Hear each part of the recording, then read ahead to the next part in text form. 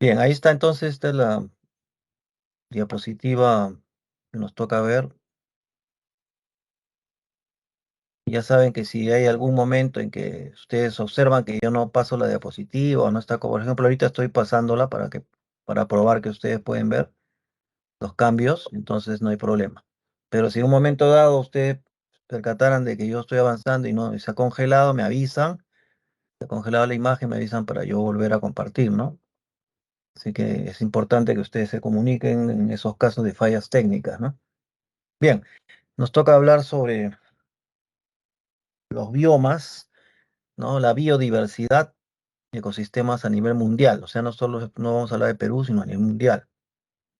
Entonces vamos a ver lo que es el concepto de biodiversidad, el concepto de bioma o comunidad de plantas y animales que se distribuyen según las condiciones climáticas o zonas climáticas de la Tierra, y el tema del desarrollo sostenible, que es el esfuerzo de, de Naciones Unidas por lograr un consenso, lograr una acción en conjunto con los países miembros para tratar de proteger los recursos naturales de la depredación, ¿no? O sea, del uso excesivo de estos recursos.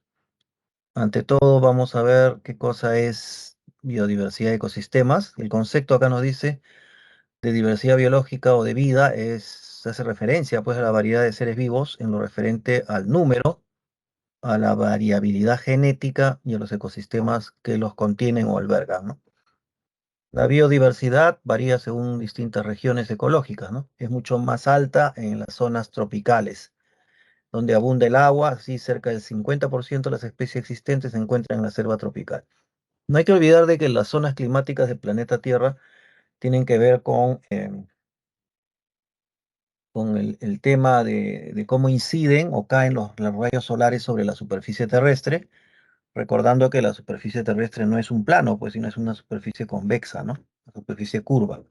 Entonces los rayos se distribuyen de diferente posición según la forma de la Tierra, y el lugar donde inciden con mayor perpendicularidad o en forma vertical es en la zona ecuatorial, pues hasta la zona de los trópicos, ¿no? El trópico de Cáncer, 23 grados 27 minutos, y Capricornio al sur. Entonces, en ese rango entre los trópicos y la zona ecuatorial es la zona donde los rayos solares inciden con mayor verticalidad. Por lo tanto, es la zona más cálida, ¿no? Más tórrida, como se menciona, de la Tierra. Eso significa que el clima ahí es tropical. Entre los trópicos y los círculos polares, ¿no? Tanto ártico en el norte como antártico en el sur, el clima es mayormente templado, ¿no? Porque los rayos solares inciden en forma diagonal. Y desde los círculos polares hacia los polos, tanto al norte como al sur, el clima es gélido, frío, porque los rayos solares ya hacen tangente casi con la superficie de la Tierra. Bueno, entonces, como vamos a ver aquí, la biodiversidad se concentra mayor en las zonas tropicales, pues, ¿no? Por la mayor incidencia y mejor temperatura y todo de los rayos que generan la radiación solar. Tenemos algunas nociones básicas de la biodiversidad y su importancia en los niveles de diversidad biológica. Hablamos de diversidad genética o de genes, que representa la variación hereditaria dentro y entre las poblaciones de organismos, ¿no? Esto, por supuesto, se transmite a través de los cromosomas. La diversidad de especies, que también tiene que ver con el número o variedad de especies que presenta en un ecosistema o en un mismo lugar. Y la diversidad de ecosistemas, que tiene que ver con la gran cantidad de ecosistemas que existen, la distribución espacial de estos diversos ecosistemas, bosques, lagos, ríos, etcétera, que albergan especies y poblaciones en formas de hábitat y comunidades de vegetales y animales. Entonces, la biodiversidad en forma natural, es resultado pues de los millones de años de evolución del planeta Tierra, por lo que tiene un valor incalculable, pues, ¿no? E irreemplazable realmente, ¿no? Y además, ese equilibrio natural que ha ido desarrollándose a través de la evolución del planeta es garantía, pues, para el funcionamiento correcto, ¿no? Equilibrado de los ecosistemas y de las formas de vida que habitan en ellos, ¿no? El asunto es cuando el hombre altera en algo estos equilibrios naturales, como por ejemplo con el calentamiento global. Además, las civilizaciones humanas, pues desde la historia siempre han aprovechado los recursos naturales, ¿no? Los recursos biológicos, los productos de la naturaleza, ¿no? Que nos dan, que en economía se conoce como bienes, ¿no? Nos proveen de bienes tan necesarios como el alimento, el oxígeno y fuente, y se convierte pues en la fuente que nos proporciona las materias primas necesarias para nuestro desarrollo, tanto económico, individual y de las sociedades humanas. El ser humano, pues, entonces depende de esta continua interacción y el suministro de los diversos servicios que brinda la naturaleza, ¿no? Ya que sería muy, muy costoso e imposibles de reemplazar, ¿no? Ahora sí veamos los biomas a nivel mundial. Como ustedes ven, hay un planisferio y ahí se ve los continentes, América, África, Europa, Asia, etcétera, y se ve con una serie de colores, ¿no? Esos colores representan los biomas, la ubicación geográfica de los biomas terrestres. Pero ¿qué es un bioma, no? Vamos a ver aquí, está la definición, nos dice que sobre la superficie terrestre existen grandes espacios con similares, ¿no? O sea, condiciones climáticas, lo que determina que entre ellos existan semejanzas ecológicas y además con presencia de comunidades de animales y plantas comunes. Estas comunidades de animales y plantas comunes son denominados biomas, ¿no? Que representan en el fondo su adaptabilidad pues a los diversos ecosistemas. Los biomas pueden ser terrestres o de ambientes acuáticos. En esta clase solo vamos a hablar de biomas terrestres, que han sido tipificados según la vegetación dominante y la latitud, es decir, la distancia con relación al ecuador. Los biólogos este, prefieren la vegetación porque es más confiable, ¿no? Porque las plantas están fijas en el suelo o la raíz y la diversidad de plantas también responde a la diversidad de climas, ¿no? Hay plantas que no crecen en cualquier clima, sino en un clima especial. Por ejemplo, la puya raimondi, pues lo encontramos en la meseta, en la puna, ¿no? 3.500, 4.000 metros. Nunca vamos a encontrar una puya en la costa, por ejemplo, ¿no? Entonces quiere decir que las plantas sí son verdaderos bioindicadores, ¿no? Que permiten a los biólogos tener confianza en que ya estamos a un tipo de ecosistema. En cambio, los animales, por tener la facultad motora, o sea, desplazarse, pueden estar en uno o dos ecosistemas vecinos, ¿no? Entonces no son confiables como bioindicadores, ¿no? Del bioma o del ecosistema donde se encuentran. La distribución de los biomas depende fundamentalmente del clima. Como vemos, pues el clima es muy importante para que se genere plantas, sobre todo, que se adaptan a la diversidad climática, ¿no? La energía solar también, la temperatura, las precipitaciones que son decisivas pues, para la abundancia o no de especies de flora y fauna. Otros factores que influyen también en la distribución de los biomas son el relieve y la altitud. Claro, la altitud sobre todo o metros sobre el nivel del mar. Recordemos que a mayor altitud, como por ejemplo la idea de subir de la costa hacia la sierra en caso de Perú, a mayor altitud vamos percibiendo cambios, ¿no? Por ejemplo, hay menor temperatura, a mayor altitud, o sea, comenzamos a sentir frío. Hay menor humedad, también se pone el clima más seco. Por eso la gente cuando está viajando a la sierra se le seca los labios. Y también en a mayor altura hay menos oxígeno, por eso que la gente le da soroche. No todos, ¿no? Pero a algunos le da soroche o mal de altura, ¿no? Mientras su cuerpo se adapta, ¿no? Los tipos de biomas según el clima, vamos a ver que se podemos clasificar los biomas de climas cálidos, secos, templados y fríos. De climas cálidos tenemos el bosque tropical y la sabana, ¿no? Que es un bosque ralo, ¿no? Los climas secos, el desierto, clima templado, bosque templado, pradera, estepa, y los climas fríos, la taiga o bosque del norte y la tundra, ¿no? Que está congelada. Veamos el primer bioma de climas cálidos, que es el bosque tropical. El bosque tropical, según la ubicación a nivel mundial, vean el mapa ahí el planisferio, se ve sombreado de verde, ¿no? Esas son las zonas donde hay bosque tropical, la zona amazónica, en el centro de África, ¿no? Centroamérica y así. Entonces encontramos mayormente el bosque tropical entre los 0 grados, o sea, el Ecuador, y 10 grados de latitud norte y sur. Por ejemplo, donde destaca la selva amazónica, la selva africana, los bosques del sureste de Asia, y a nivel de clima, el clima tropical se caracteriza por ser cálido y húmedo, ¿no? Hay precipitaciones, lluvias y abundante humedad. La flora es aquí en el bosque tropical donde existe la mayor diversidad de flora y fauna, pues, ¿no? A nivel de flora, la mayor diversidad de plantas, por ejemplo, árboles de hojas perennes o permanentes, quiere decir que no se le caen las hojas en otoño. También se le llama árboles perennifolios, perenne de perennes, ¿no? Folio de hoja, o sea, las hojas perennes, no se caen.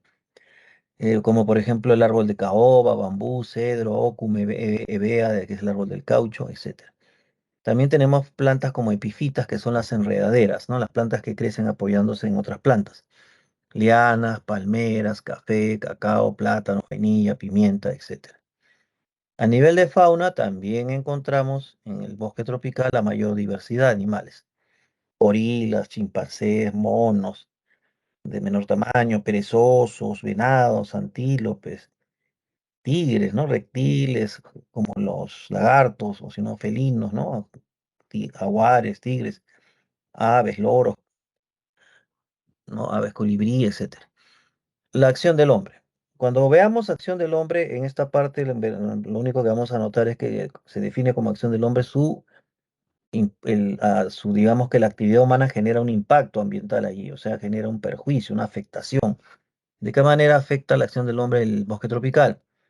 Por ejemplo, en el caso de estos colonos migratorios, agricultores colonos migratorios que generan destrucción del hábitat, por ejemplo, con fines agrícolas, pero abriendo espacios en la selva alta, por ejemplo, en el bosque tropical, con esta técnica de roza y quema, ¿no? Que es una técnica que consiste en cortar árboles y quemar las hierbas para dejar espacios libres y con ello sembrar alguna planta que quieren vender pues masivamente. Por ejemplo, en el caso de la selva del Perú, sobre todo en la selva alta, la gente de estos agricultores colonos migratorios eh, son los que mm, eh, este, em, estos colonos migratorios pues generan un gran perjuicio porque al cortar y quemar las hierbas, o sea, roza y quema, ellos siembran plantas de coca, por ejemplo, ¿no? En la selva del Perú. ¿Para qué? Para vender toda la planta, la cosecha de coca a los narcos, porque están en la selva, ¿no? Por lo tanto, a ellos no les importa perjudicar el medio ambiente con tal de eh, plantar, pues, la coca, pero lo que perjudica al ambiente es el hecho de que ellos al cortar y quemar, o sea, hacer la técnica rocé quema, después cuando cosechan y se van, porque la tierra no produce, pues, indefinidamente, se fatiga, o sea, no rinde, entonces ellos, en vez de reforestar o remediar lo que han hecho, o sea, antes dice sembrar árboles, por ejemplo, y irse, no, ellos se van y dejan esta zona desprotegida, con el tiempo se vuelve un desierto, y es lo más, paisaje más insólito y, digamos, más, preocupante ver, pues, que hay áreas desérticas dentro del bosque tropical, ¿no? Eso es lo que es el perjuicio que generan, pues, estos acción del hombre, sobre todo estos agricultores migratorios. También el hombre afecta al bosque tropical con la contaminación del agua y suelos por las actividades mineras y petroleras. Bueno, ya sabemos que la minería genera desechos tóxicos, ¿no? Por ejemplo, lo que se conoce relaves, ¿no? Como relaves mineros.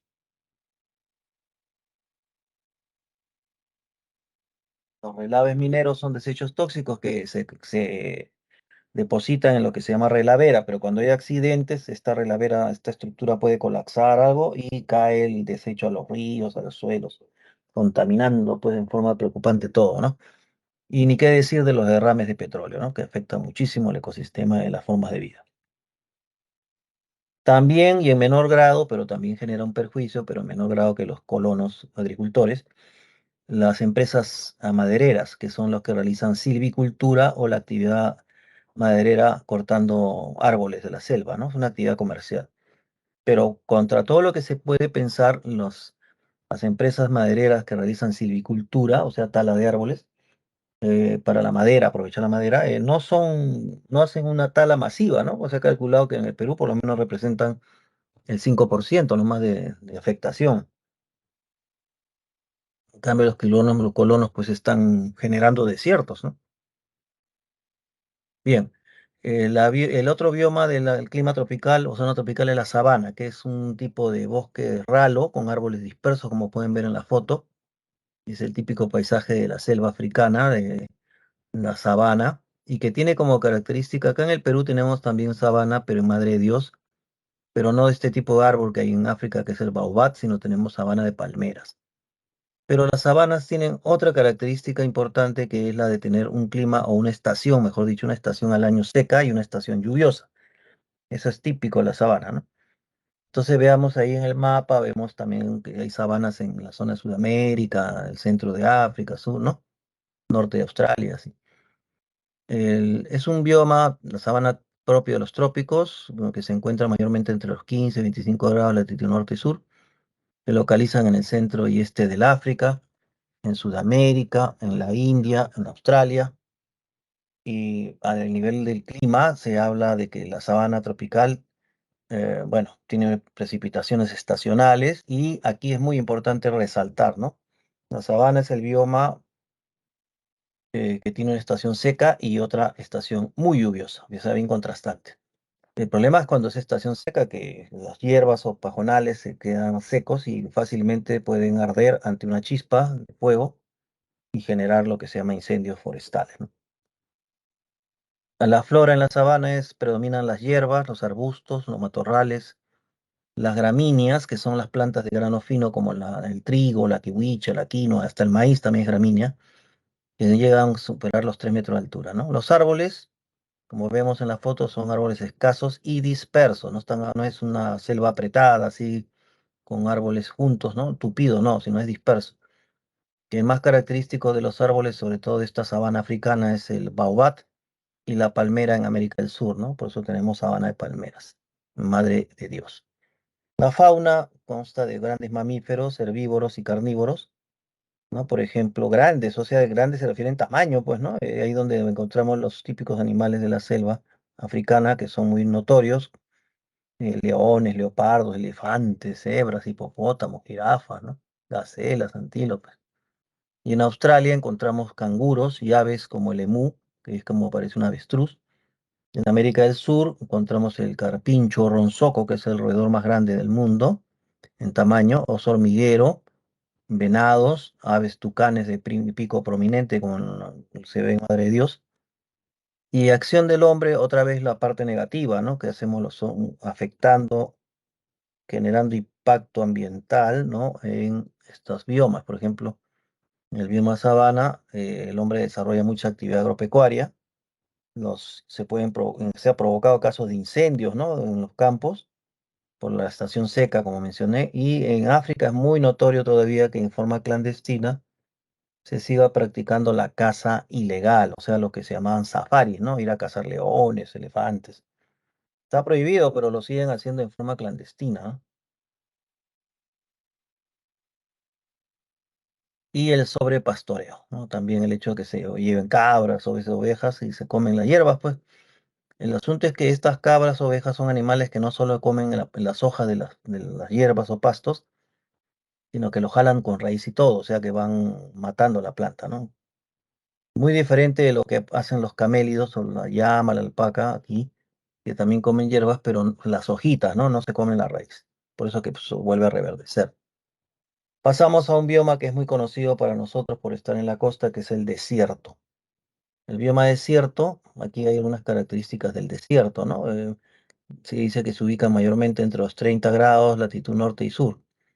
Encontramos desiertos del Sahara en África, pues el norte de África, Arabia en Asia, el desierto de Atacama, ¿no? En la zona del norte de Chile, el desierto de Sechura, que es en Piura, ¿no? Sonora en Centroamérica, bueno, entre México y Estados Unidos. Y los desiertos fríos se sitúan entre los 35 y 55 grados latitud norte y latitud sur, ¿no? Como el desierto de Gobi en Asia y de Patagonia en América del Sur.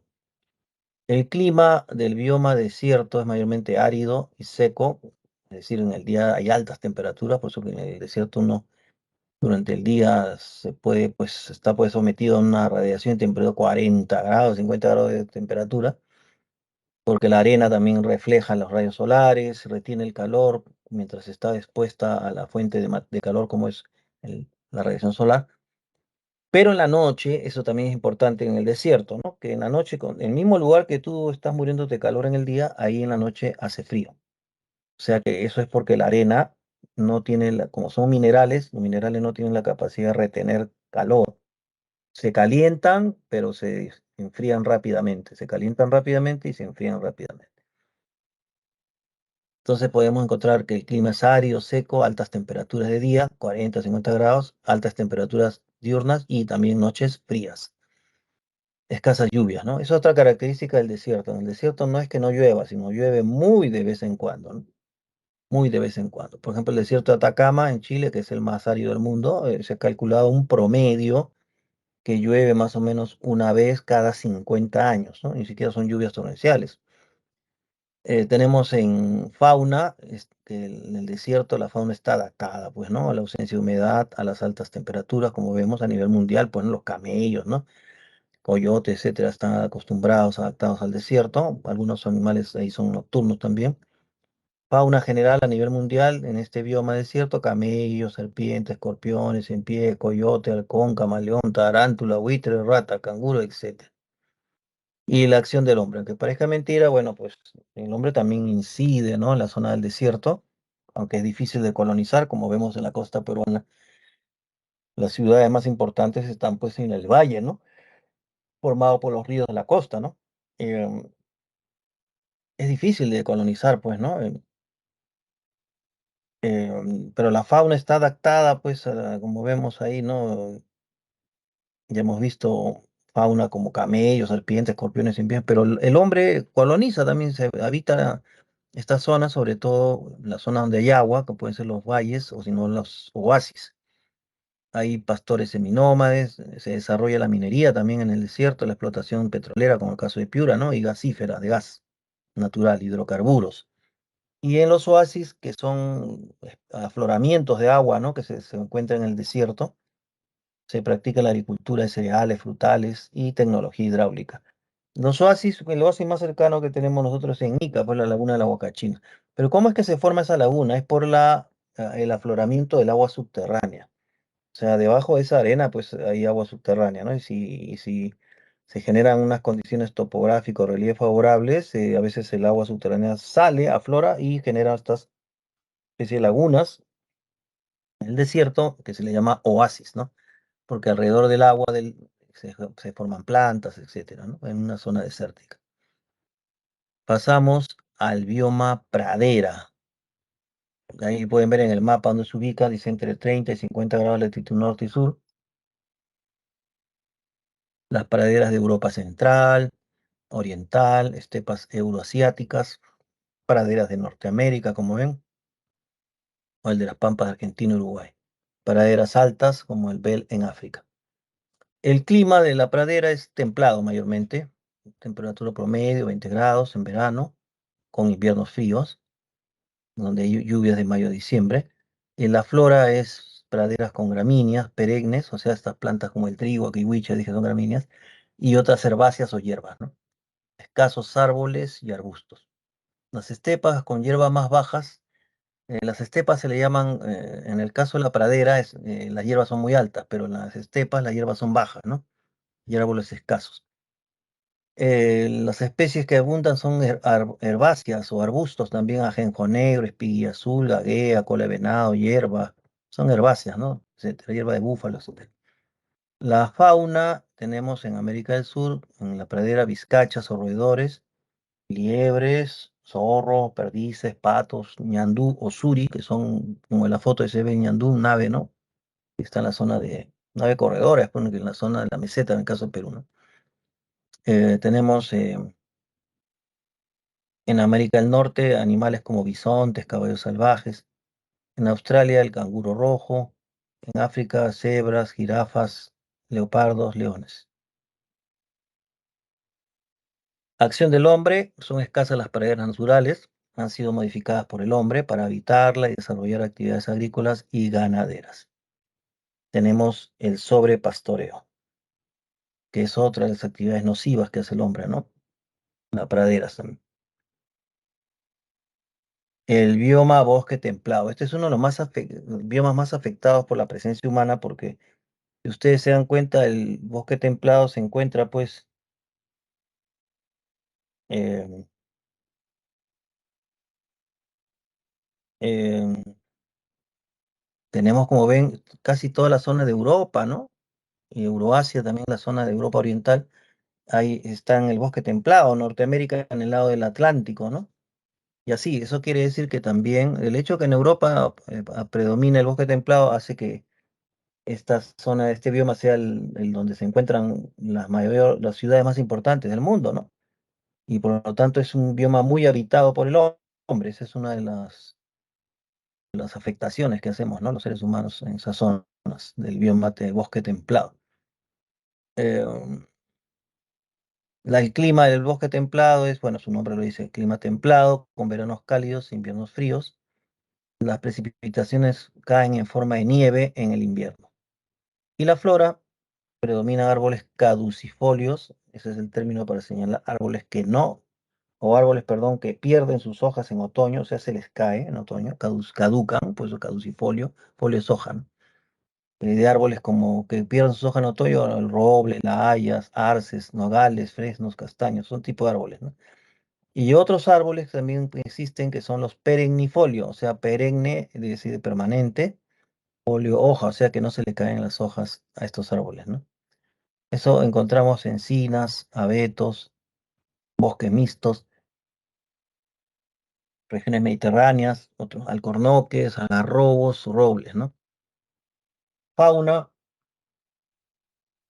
ardilla gris, ciervo de cola blanca, lobos, liebres, mapaches, cigarras, topos, linces, zorros. Acción del hombre. ¿Cómo el hombre afecta? Ya lo dije, pues, ¿no?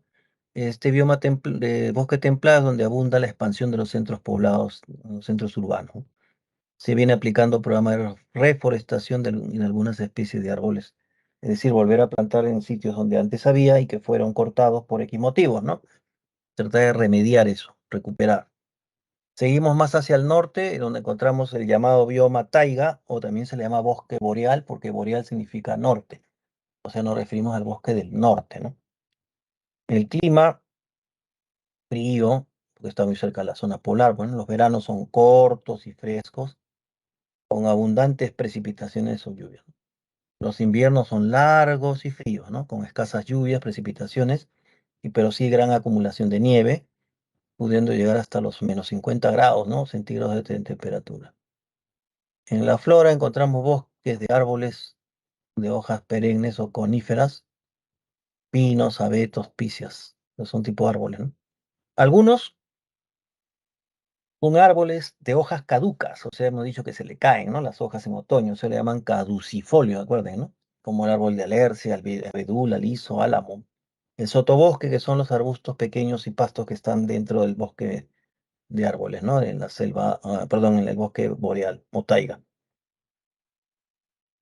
La fauna son, algunas especies son fauna migratoria y otras hibernan, ¿no? Hibernar es esta, digamos, situación de algunos mamíferos pequeños que se alimentan bien y cuando ya ven que llega el invierno se meten en su madriguera, ¿no?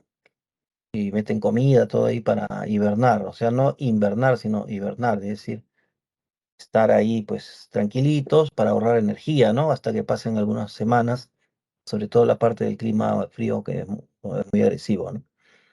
Fauna, tenemos especies que son algunas migratorias y otras hibernan, osos pardos, lobos, zorros, renos, ¿no? Ciervos rojos, alces, liebres, ardillas, comadreja, marta, que está también ahí, que es un animal que esté para los árboles, y bisón.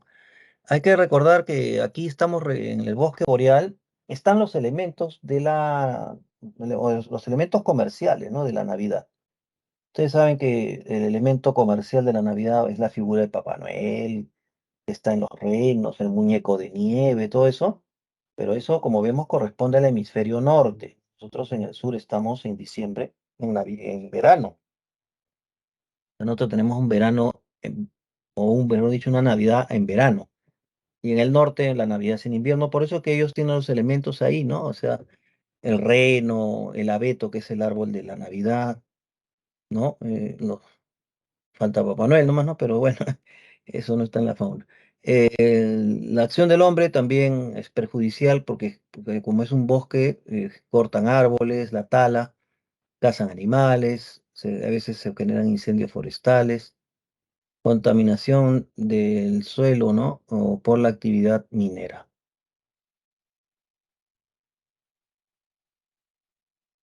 Y el bioma tundra. Tundra es más al norte todavía, ¿no? O sea, más fríos, cercano mucho a las zonas frías de los polos norte, ¿no? Se localiza en las zonas mayores a 60 grados de latitud norte, ¿no? Y mayores de 50 grados en el hemisferio sur o latitud sur. En las islas y costas nórdicas de América, Europa y Asia. En la península antártica también encontramos la tundra, en las altas montañas, donde están los nevados, ¿no? El clima en la tundra es muy frío o gélido en las zonas polares.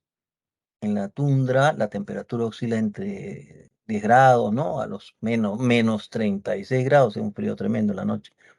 Mientras que en las regiones polares oscila entre menos 20 y menos 50 grados. También la tundra se caracteriza por tener escasas precipitaciones, 150 a 250 milímetros por año, generalmente en forma de nieve, eso es lo que cae mayormente en la precipitación, eh, y digamos, se generan en esta zona fuertes vientos también, ¿no? La flora en la tundra es plantas bajas por falta de lluvias, bajas temperaturas, musgos, que son los que soportan mejor los climas bastante digamos, hostiles, como son estos, ¿no? De mucho frío. Los musgos están pegados a las rocas, líquenes, pastos, gramíneas, ciperáceas, que son tipo arbustos y arbustos enanos. La fauna, tenemos el reno o caribú. Em, ya dije que el reno es un elemento, ¿no? De la Navidad. Lobos, bueyes, almizcleros, como ven ahí, osos en la foto, ¿no? Polares y varias especies de aves. Observen que el oso polar es de color, tiene pelo, mejor dicho, blanquecino, ¿no? Porque es un mecanismo de adaptación, pues, de mutación, digamos, una mutación, que permite que el oso se mimetice, se camufle con su pelambre blanco, con el hielo o la nieve, y acercarse a su presa para cazarla, que son los mayormente, en el caso de los polos, son los pingüinos, ¿no? Claro, si el pingüino ve que el oso tiene un pelambre pardo, como comúnmente uno se lo se imagina, pues, ¿no? Lo detecta de lejos, pues se escapa, pero si el oso, ap- por estas mutaciones favorables para la supervivencia, cambió su pelambre a color blanco, ya el pingüino no lo detecta fácilmente y puede ser cazado, ¿no? En la cadena alimenticia. Bueno, tenemos en la acción del hombre destacan los esquimales que viven en estas zonas, la caza ilegal, o sea, cortar árboles de manera ilegal, ¿no? O la caza, perdón, ¿no? Cazar animales, pero no estoy hablando de los árboles. La caza, cazar animales, porque hay animales que están en peligro de extinción, y si se les caza, pues, eh, aparte de que se comete una infracción, un delito, está poniendo en peligro la biodiversidad, ¿no? El cambio climático, también el hombre, pues, un sector, hablan de que el hombre, con sus actividades económicas a partir de la revolución industrial, es el que está generando al aumento de temperatura de los océanos bueno, y mares, ¿no? Y esto genera el cambio climático o la tropicalización de la Tierra, por eso que se ve ese osito ahí polar saltando en bloques de hielo porque se está deshielando, ¿no? Entonces, ¿a dónde va a ir pues este animal, ¿no? Si es el último refugio, digamos, de los animales de pelambre blanquecino, ¿no? Y el cambio climático también se dice que es acción del hombre, la construcción de infraestructura industrial. Eso es importante porque, por ejemplo, ahí ven una foto. La segunda de la izquierda dice permafrost y se ve el suelo congelado encima de las hierbas, ¿no? Claro, eso es común en la tundra, ¿no? Que haya suelos congelados. Pero como estaba diciendo de que también ahí se encuentra, hay actividad en infraestructura, ¿no? Porque están, digamos, en Alaska, por ejemplo, Alaska hay petróleo, hidrocarburos. Entonces, ¿qué hace el gobierno de Estados Unidos? Envía pues sus maquinarias, ¿no? Pero como está en tundra, los camiones con las tuberías y la maquinaria es tan pesado, se rompe el permafrost, o sea, rompe el hielo con el suelo congelado y empiezan a aparecer charcas, ¿no? Una especie de charcas de agua. Y eso malogra el suelo congelado natural, ¿no? Bueno, ante todo esto, ¿qué es lo que recomienda Naciones Unidas, ¿no? Porque Naciones Unidas plantea desde los fines de los 80, ¿no? Y ya, pues, los 90 sobre todo, una especie de convenciones, reuniones entre los países miembros para manifestar pues que hay que cuidar el medio ambiente, hay que hacer un uso racional de los recursos naturales, no desperdiciar, y por eso surge el concepto desarrollo sostenible, que fue, cuando uno ve la información, pues, ¿no? Fue utilizado, dice, por primera vez en la Comisión Mundial sobre Medio Ambiente y Desarrollo, organizado por la ONU, Naciones Unidas, en 1987. Se le encargó ahí para fomentar la conciencia, ¿no? Una toma de conciencia a nivel mundial de esta estrecha relación que existe entre el desarrollo económico, el medio ambiente, tuvo pues su expresión en el marco de las Naciones Unidas, con la creación de este organismo en el año 83, de la como, digamos, como el esfuerzo que Naciones Unidas de reunir especialistas en el año 83 y formar esta Comisión de Desarrollo y Medio Ambiente, es donde puso de directora del grupo de investigación a la doctora, a la profesora, pues, Goro Harlem Brundtland, que es el apellido, ¿no? Por eso se le conoce este informe como el informe Brundtland también, por el apellido de la directora de esta comisión, ¿no? La Comisión de Desarrollo y Medio Ambiente. En el año 87 esta comisión publicó, pues, o dio a conocer su informe titulado Nuestro futuro común, o también llamado Informe Brundtland por el apellido, ¿no? En, hay que tener presente ahí que, eh, de que estos esfuerzos de Naciones Unidas es para comprometer a los países miembros, ¿no? Como el caso de Perú, pues Perú es país miembro de Naciones Unidas. Y por eso en el año 87 la Comisión ya llegó a publicar el informe que se llamó Nuestro futuro común, o simplemente Informe Brundtland, ¿no? Donde se da esta definición de desarrollo sostenible que significa que está en manos de la humanidad, como dice ahí, asegurar que el desarrollo sea sostenible, ¿no? Es decir, asegurar que satisfaga las necesidades del presente sin comprometer la capacidad de las futuras generaciones para satisfacer sus propias necesidades, ¿no? Con los recursos que les dejamos. Entonces también se dice que el desarrollo sostenible consiste en el uso racional de los recursos naturales en el presente, o sea, usarlos ahora en el presente de forma racional, para que eso garantice que las siguientes generaciones puedan seguir disfrutando de estos recursos naturales, ¿no? O sea, el uso racional es el uso pues medido, no es el derroche, ¿no? Como a veces se ve, pues, ¿no? El problema es el derroche, el desperdiciar, pues, recursos. Cuando sabemos que los recursos son limitados, o sea, no son ilimitados, sino son limitados. Surge pues entonces este movimiento mundial de Naciones Unidas por la idea del desarrollo sostenible, ¿no? Dice acá, surge por la preocupación del crecimiento económico sobre la base de la explotación de los recursos naturales. Bien, y ahí ven en el gráfico de la derecha unos círculos, unas circunferencias que se intersectan, ¿no? Ahí es interesante notar que estas circunferencias representa, mm, digamos,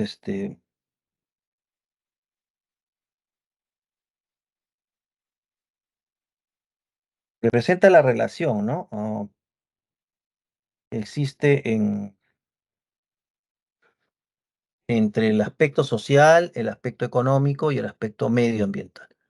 Pero como ven que se intersectan estas diferencias, entonces, por ejemplo, de la relación social con lo económico, mm, lo que se busca es una relación equitativa, ¿no?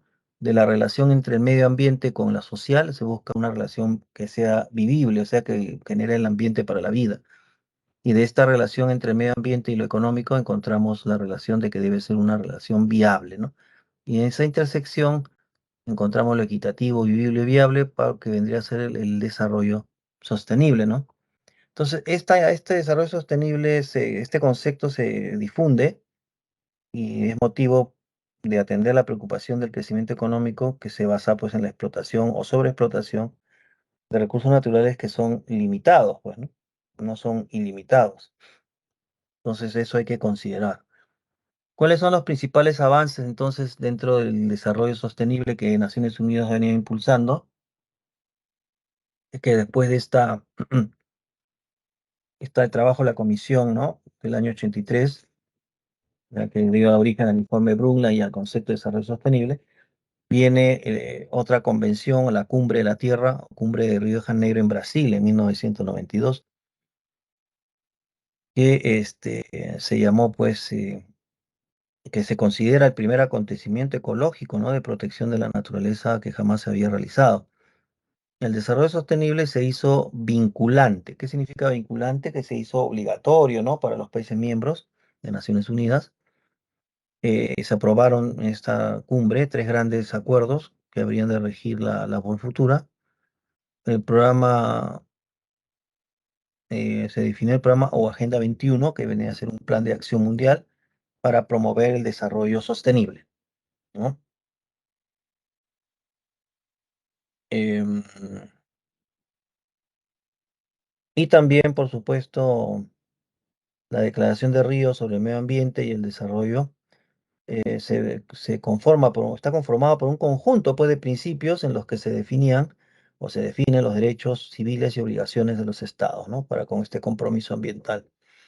Y una declaración de principios relativos a los bosques, ¿no? Donde se considera que los bosques tienen que ser atendidos, bueno, cuidados, eh, y bajo las directrices para la ordenación más sostenible de los filiales, perdón, de los bosques del mundo, ¿no? Em,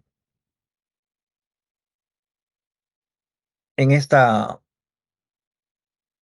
cumbre de Brasil, pues entonces vemos, de Río de Janeiro, vemos pues la importancia también de cuidar los bosques, ¿no? Porque recordemos, por eso eso le llaman también sumideros de carbono, ¿no? Porque recordemos que los bosques cuando son plantas, conformadas por muchas plantas, árboles, etcétera, y las plantas hacen pues fotosíntesis, pero también convierten el dióxido de carbono en oxígeno, o sea, por eso que hay que cuidar mucho los bosques, ¿no? Porque generan pues oxígeno. Luego tenemos y también, por supuesto, en esta reunión de Brasil, también vemos que se reconoce la importancia y la utilidad, pues como menciona bien ahí, de desarrollar un conjunto de objetivos de desarrollo sostenible basados en la Agenda 21, ¿no? Luego tenemos la Asamblea General de las Naciones Unidas 2015, ¿no? Eh, bueno, perdón, estábamos hablando de Río, ¿no? Ahí sigue la conferencia de Naciones Unidas sobre Desarrollo Sostenible de Río más 20 del 2012, dice, ¿no? Se aprobó un plan de acción que se llamó El futuro que queremos, ¿no?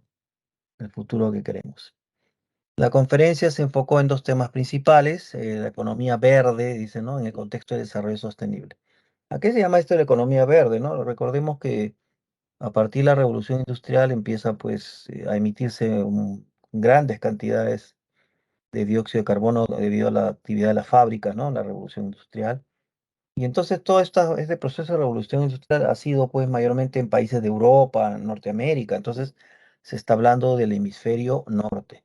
En cambio, en el hemisferio sur, pues en el caso de Sudamérica no tenemos, no somos potencia industrial, o sea que no hemos contribuido tampoco de manera dramática o preocupante a la contaminación y al calentamiento global.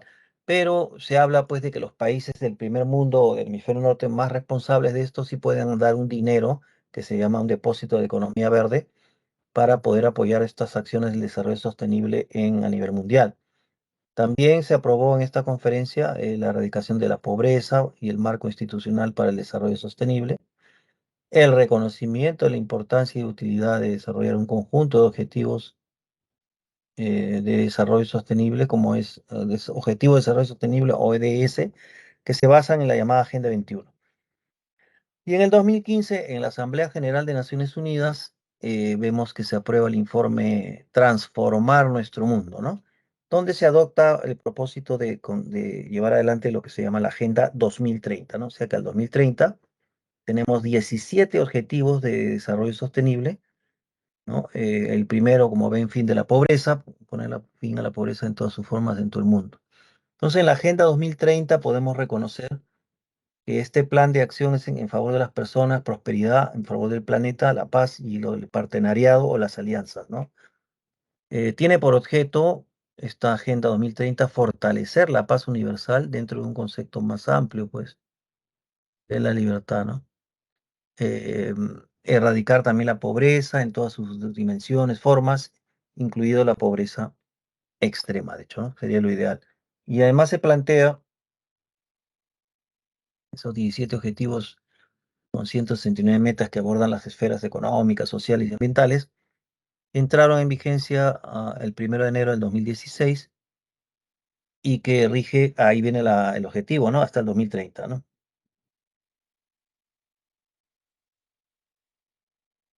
Entonces, repasando así rápidamente estos 17 objetivos de desarrollo sostenible, vimos el primero, fin de la pobreza; el dos, hambre cero; tres, salud y bienestar; cuatro, educación de calidad; cinco, igualdad de género; seis, agua limpia y saneamiento; siete, energía asequible y no contaminante; eh, objetivo 8, trabajo decente y crecimiento económico; objetivo 9, la industria, innovación e infraestructura; 10, reducción de las desigualdades entre las personas; 11, ciudades y comunidades sostenibles; eh,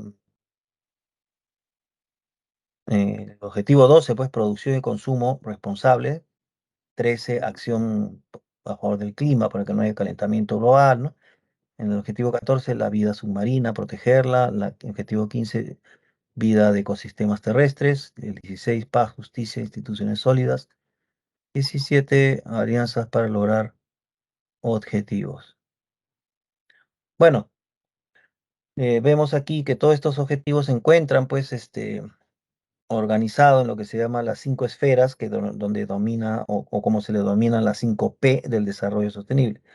5P, ¿no? O sea, P de personas, P de planeta, de prosperidad, P de paz y partenariado o alianzas. Y ahí ven ustedes en el gráfico cómo eh, estos componentes, ¿no? Estas esferas, se van relacionando con un número de objetivos de desarrollo sostenible. Por ejemplo, las personas, dicen, ¿no? Es acabar con la pobreza, el hambre, y se relaciona con el objetivo uno, 2, 3, 4, 5, ¿no? Fin de la pobreza, hambre cero, salud, bienestar, educación, igualdad, etcétera. Prosperidad, que se entiende como asegurar que todos los seres humanos puedan disfrutar de una vida próspera, satisfactoria, tener el objetivo 7, 8, 9, 10, 11. 16, la paz; el objetivo 16 tiene que ver con la paz, justicia, instituciones sólidas. Objetivo 17, el partenariado o las alianzas para lograr objetivos. Y el planeta, que es proteger el planeta de la degradación, con el objetivo 6, 12, 13, 14, 15. Es decir, agua limpia, saneamiento, producción y consumo responsable. Objetivo 13, acción por el clima. 14, vida submarina. Y el 15, vida de ecosistemas terrestres. ¿Y el Perú cómo anda en estos asuntos, no? Perú, ¿cómo anda aquí? ¿Cómo el Perú participa? ¿Cómo se compromete? Recordemos que el Estado peruano, pues, es el que tiene, a nombre de todos los peruanos, es quien se compromete como Estado parte de Naciones Unidas, ¿no? Eh, entonces tenemos el Perú y la Agenda 2030. Entonces tenemos que, bajo el liderazgo del Centro Nacional de Planeamiento Estratégico, CEPLAN, el Estado peruano ha iniciado, pues, la actualización de políticas y planes sectoriales con objetivos y metas hacia el 2021, pero con perspectiva al 2030. Entonces, echando mano de la Constitución actual, que está vigente todavía, del artículo 66 al 69, se hace referencia, pues, a la responsabilidad del Estado, ¿no? En preservar, conservar los recursos. Ante todo, primero dice claramente en el artículo 66 que todos los recursos naturales renovables y no renovables son patrimonio de la nación, pero el Estado es soberano en su aprovechamiento. El Estado nos representa, pero recuerden que elementos del Estado es población, territorio y ordenamiento jurídico, ¿no? En el artículo 66, como ven ustedes, nos dice que el Estado es soberano en su aprovechamiento de los recursos. Por ley orgánica ley orgánica en la que derivan de la Constitución, ¿no? Se fijan las condiciones de su utilización, o sea, los recursos de su otorgamiento de particulares, donde la concesión otorga al titular un derecho real sujeto a normas legales, ¿no? En el artículo 6.7 vemos que menciona que el Estado determina la política nacional del ambiente, ¿no? Y el uso sostenible, perdón, de sus recursos naturales. En el artículo 6.8 de la Constitución actual dice el Estado está obligado a promover la conservación ¿de qué? De la diversidad biológica y las áreas naturales protegidas. En el artículo 6.9 ya remata diciendo que el Estado promueve el desarrollo sostenible de la Amazonía con una legislación adecuada. Bueno, eso es lo que vemos en el caso del desarrollo sostenible y las leyes peruanas. Bueno, ahí tenemos las claves, por favor copien. 1E de Esperanza, 2E de Esperanza, 3C de casa, 4B de botella. Copien un ratito para resolver o tomen foto. Si hay preguntas también pueden hacerlas, por supuesto en el chat. Un ratito lo reviso, si no, algunos hasta prenden micro, bueno, depende, pues.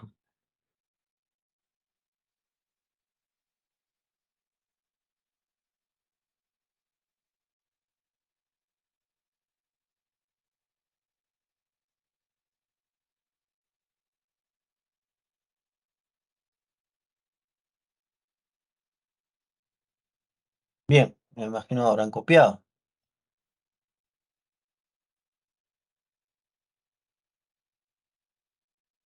Copien, por favor, las respuestas.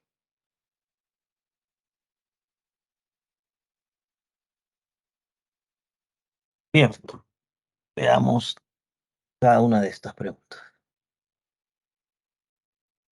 Nos dice, nos dice, nuestro país cuenta con 52 variedades identificadas de maíz, siendo incluso los Andes la zona con mayor diversidad de este recurso de maíz, ¿no? Gracias a la selección del agricultor y adaptación de la mazorca se ha logrado, pues, la evolución cromosómica, logrando una mayor diversificación y favoreciendo principalmente a los productores de Lambayeque, Cajamarca y La Libertad. De lo descrito, ¿qué nivel de biodiversidad se está haciendo referencia? Cuando dice, pues, ya de que diversidad, evolución cromosómica, ¿no? Se está refiriendo a la E, pues, a la nivel genético, ¿no? Recordando que la diversidad genética se refiere a la variedad hereditaria, pues, dentro y entre poblaciones de determinadas especies o grupo de especies. Y la variación genética de las especies es una base, pues, fundamental de la evolución con beneficios directos para la humanidad. Dos, dice, los bosques del estado de Carolina del Norte, zona cercana al océano Atlántico, o sea, ahí está una palabrita clave, ¿no? Que esta zona de Carolina del Norte está hacia el lado del Atlántico, en Norteamérica, son los más afectados producto de la deforestación. Esta reducción amplia de floresta conllevará a la falta de agua en las comunidades cercanas. Siempre o sobre el bioma afectado determina el valor de verdad de los siguientes enunciados. Y nos dicen que es verdad la uno 3 y 4, ¿no? Uno, que es verdad que de Carolina del Norte, que se encuentra en el Atlántico, dice que es verdad que el bioma norteamericano impactado por este proceso se trata del bosque templado, pues, ¿no? Con Norteamérica, con Canadá. También la 3 dice la vegetación predominante en este bioma corresponde a árboles caducifolios, por cierto, está bien. Y 4 la reforestación o volver a plantar árboles es una solución plausible, necesaria en el ecosistema dañado. La 2 es falsa. ¿Por qué dice la alternativa 2? Porque dice la ecozona mencionada, o sea, la de Carolina del Norte, se extiende en la zona occidental de Norteamérica. Y occidental es el lado del Pacífico, pues si estamos hablando que está al lado del Atlántico. Es falso. Pregunta 3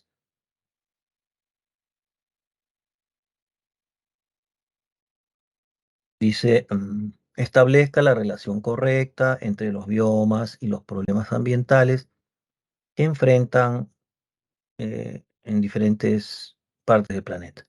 Nos dicen que la relación de esta columna a la izquierda con la derecha es la letra C.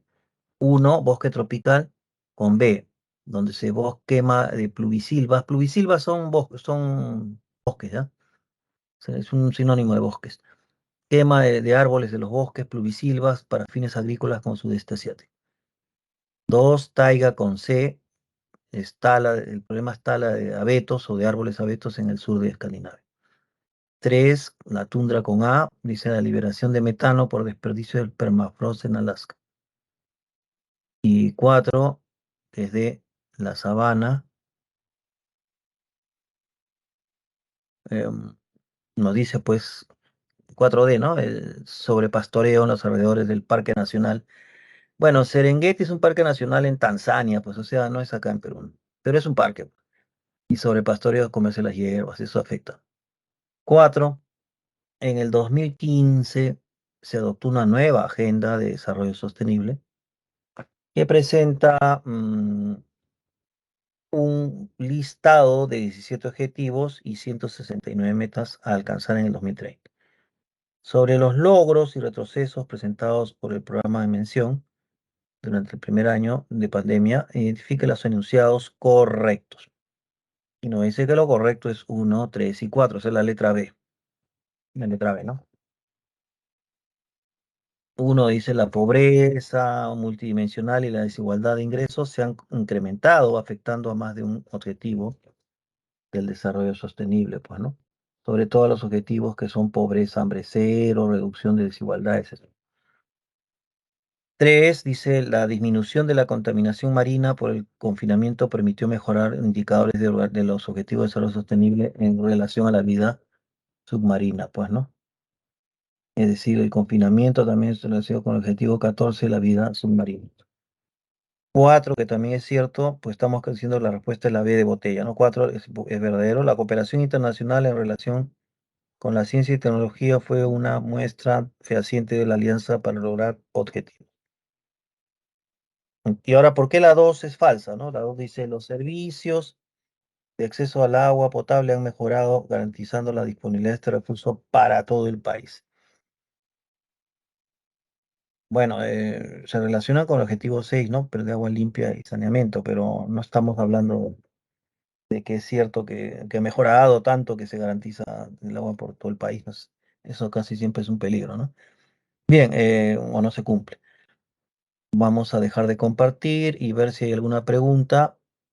Genético, los genes, cromosomas, ¿ya? Parece que no. Bueno, pues, entonces continuamos. Pero pueden hacer las preguntas ahí y yo las respondo. Luego otro un rato miro, ¿no? Vamos avanzando con cívica, entonces. Eh, Voy a compartir un ratito cívica.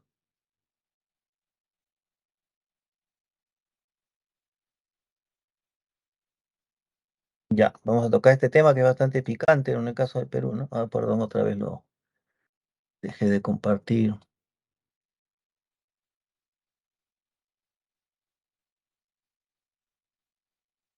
La identidad e interculturalidad. Acá dos cosas que son muy urgentes en nuestro país, ¿no?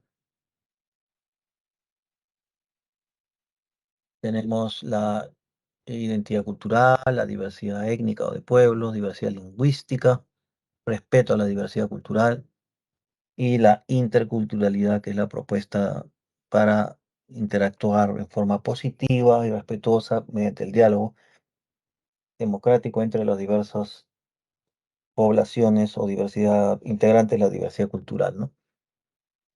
Pero la identidad nacional se entiende como un proceso permanente, pues, de construcción social, libre, consciente, de forma continua y permanente, que se sustenta en la conciencia nacional, en el sentido de pertenencia del individuo, ¿no? A la comunidad peruana, por ejemplo, la nación peruana, y hacia su colectividad.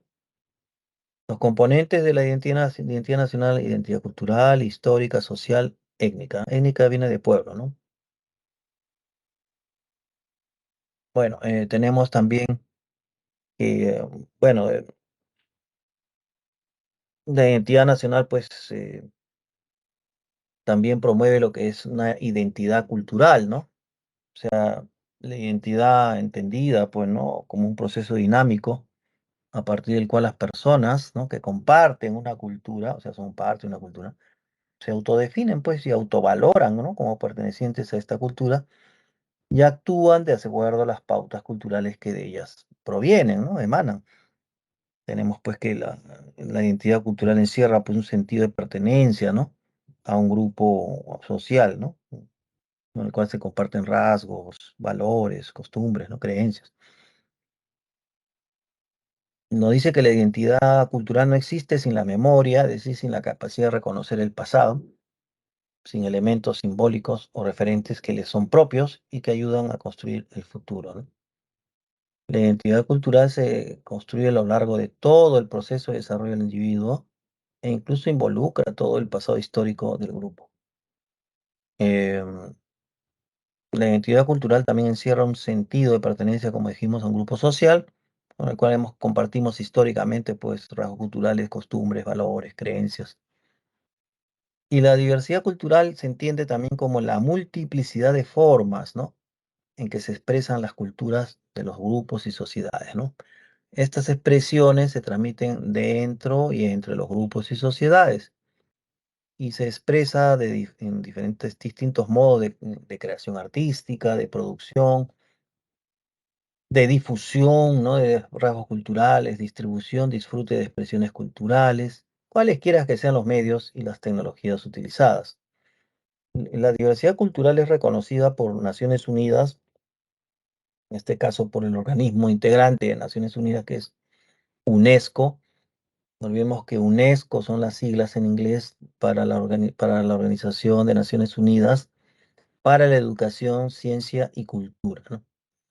En este caso, la UNESCO plantea que existe el patrimonio cultural de la humanidad y define quiénes son patrimonios culturales en la humanidad y qué cosa se convierte en fuente de desarrollo, ¿no?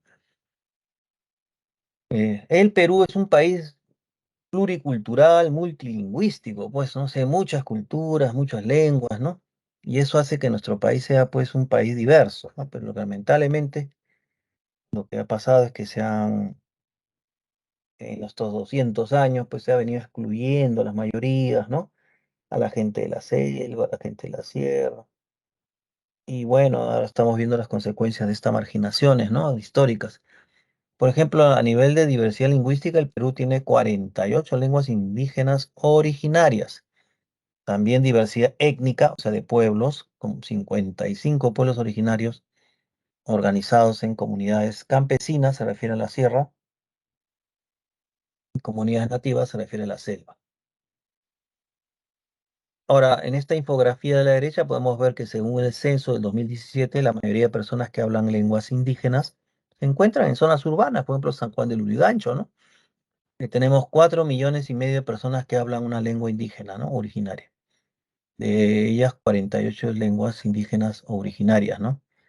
Hay que tener presente de que las lenguas, cualquier lengua, ¿no? No solo las de los Andes o la selva, si no se practica, se va olvidando, ¿no? O sea, la idea es que los padres enseñen a sus hijos estas lenguas, ¿no?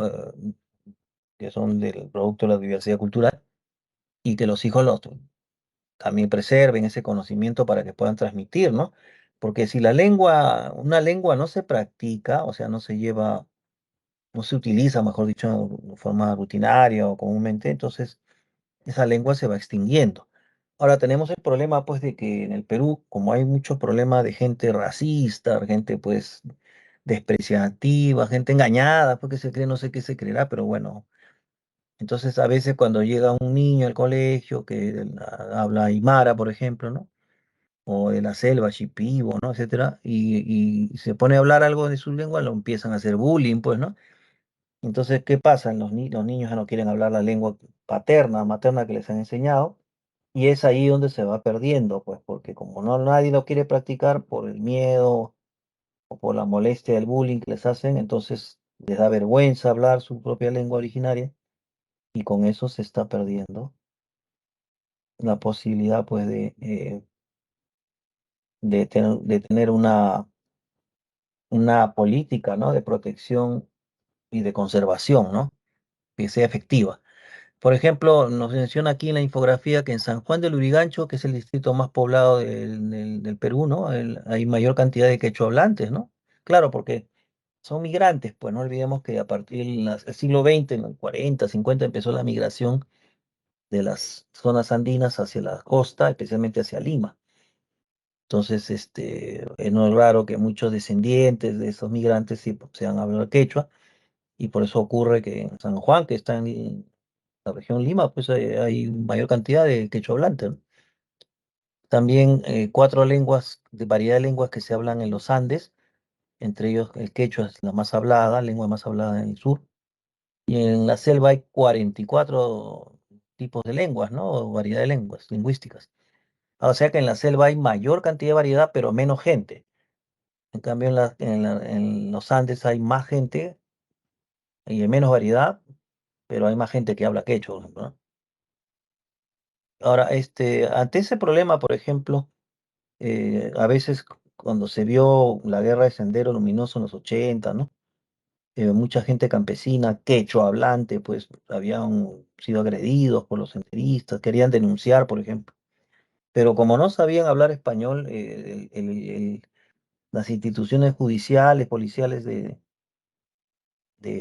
esta región, pues en Ayacucho, eh, terminaron pues pasando por alto, ¿no? Digamos, eh, terminaron pues, digamos, sin ser atendidos, ¿no? Porque no habían personas quechohablantes que le dijeran a los jueces qué cosa estaba pidiendo de justicia al campesino, ¿no?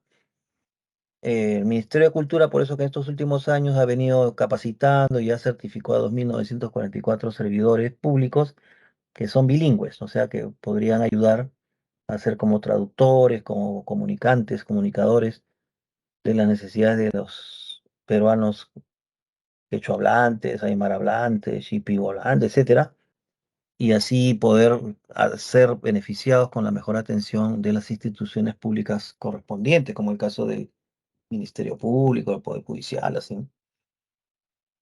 ¿Cuáles son los factores que generan diversidad cultural en el Perú? ¿No? ¿Cuáles son estos factores? ¿No? Dice, el principal factor es la geografía, pues, ¿no? Claro, tenemos pues la cordillera de los Andes que ha generado como un muro ahí que divide la costa con la selva, ¿no? Entonces, pero a la vez sola cordillera, por su altitud, también ha generado condiciones ambientales, lo que se llama pisos ecológicos, ¿no? La gran variedad de climas y paisajes con que cuenta el territorio peruano ha sido propiciado durante su milenaria historia por muy diferentes respuestas al entorno, desarrollos culturales autónomos, ¿no? Es decir, antes que llegaran los españoles, se habla de que la civilización andina era totalmente autónoma, ¿no? Era originaria en su organización y todo. Ya después que vino la conquista, ya se desestructuró pues el aparato político de los incas y los españoles impusieron el virreinato, pues, ¿no? Hay otros factores que también inciden en la diversidad cultural, por ejemplo, la gran diversidad que tenemos en Perú, ¿no? La identidad peruana tiene que ser en base a la diversidad, pues porque es la realidad que vivimos, ¿no? Por ejemplo, la presencia de culturas originarias y el encuentro con la cultura europea y la influencia de distintas olas de inmigración, ¿no? También otro factor que influye en la diversidad cultural es la influencia del mundo, ¿no? Por influencia de los medios de comunicación y la globalización. Claro, recordemos que ahora con internet, pues un joven aymara, ¿no? Un shipibo, alguien de la selva, ¿no? Un conibo, shipibo conibo, un aguajún, puede tener acceso a una cabina capaz de un internet y lograr comunicarse con pobladores de su edad o chicos de su edad de otro país, ¿no? De hispanohablante. O entonces, eso no puede evitarse, pero no por eso va a perder su identidad, pues, ¿no? Está bien que comparta con gente de otros países muchas cosas culturales, pero no significa que se va a extraviar en eso, ¿no? También otro factor que influye mucho es la transformación de un país rural a uno urbano, es decir, el proceso de urbanización también ha generado interés por el caso de Perú de vivir en las ciudades, de la costa sobre todo. Y el proceso de mestizaje y sincretismo que vienen a ser los procesos del presente, ¿no? Que son presentes en nuestra realidad. Bueno, el mestizaje es un hecho no solo Perú, ¿no? A nivel mundial ya se ha comprobado por la genética de que no hay raza pura, pues nunca hubo raza pura. En realidad eso fue una imaginación, pues, debido a la ignorancia que teníamos los seres humanos en tiempos anteriores al desarrollo de la genética, ¿no? Ahora ya se puede hacer pruebas de ADN y se puede saber de cuánto tienes de procedencia de qué sectores del mundo, ¿no?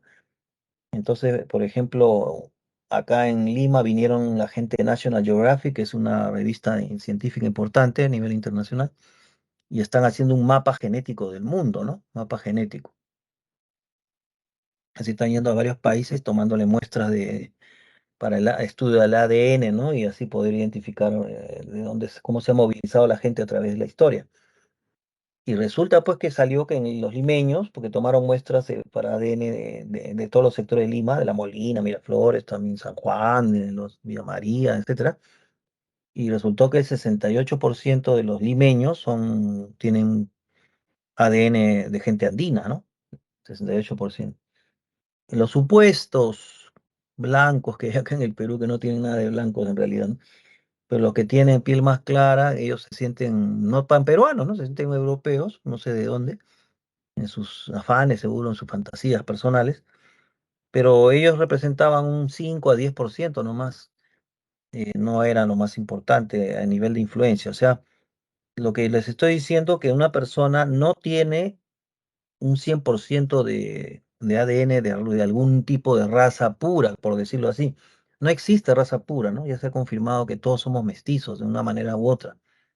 Cuando digo de que el peruano tenía 68% de gente andina, el resto, ese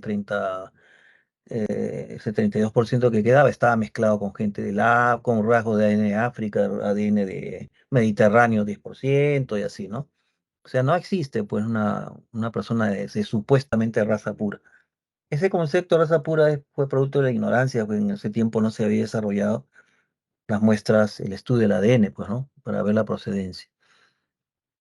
Bueno, entonces tenemos que el mestizaje en realidad es el destino de la humanidad, ¿no? Todos son mestizos, ¿no? O sea, tampoco hay europeos o norteamericanos que sean puros, ¿no? Nadie hay puro, pues.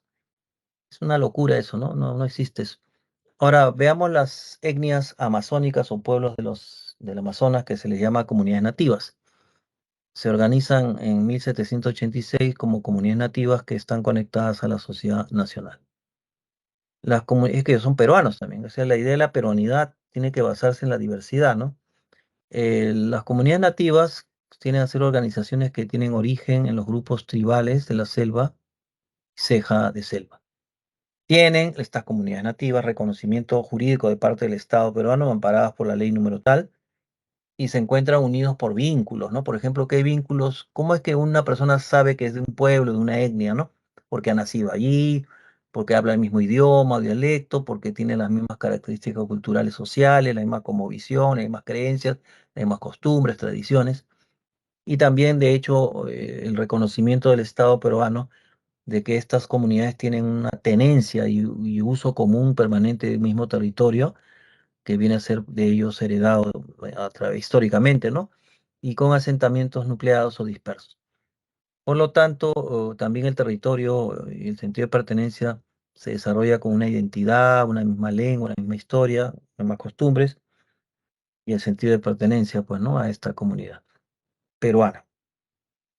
Las etnias de la selva con mayor población, o sea, con mayor número de gente, son los Asháninca, los Aguajún y los Shipibo-Conibo, pero comparativamente con la gente de la sierra no llegan ni a 100.000 ni 200.000 casi en uno de ellos, ¿no?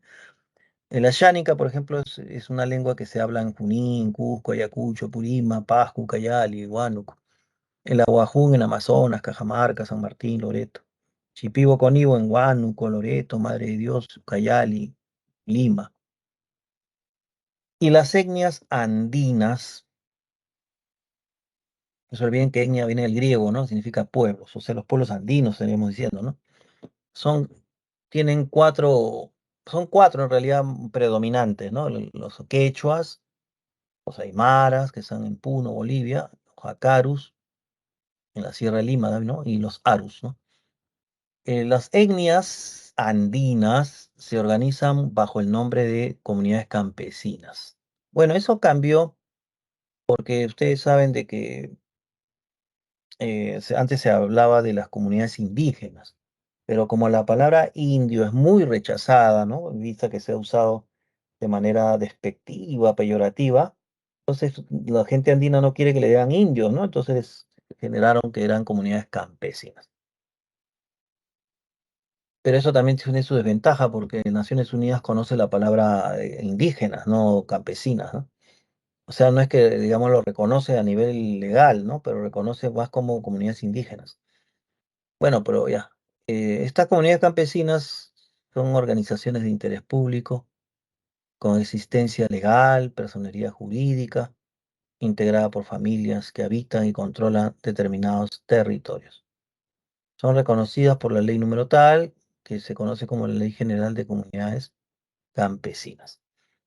Los vínculos ancestrales de las comunidades campesinas se manifiestan o se reconocen a través del hecho de que tienen una propiedad comunal de la tierra histórica, ¿no? Que han sido heredadas de sus ancestros, que desarrollan un trabajo a nivel comunitario, comunal, como por ejemplo que viene de la época prehispánica, ¿no? Como por ejemplo se practica hasta ahora la minca o el trabajo colectivo en beneficio de la comunidad,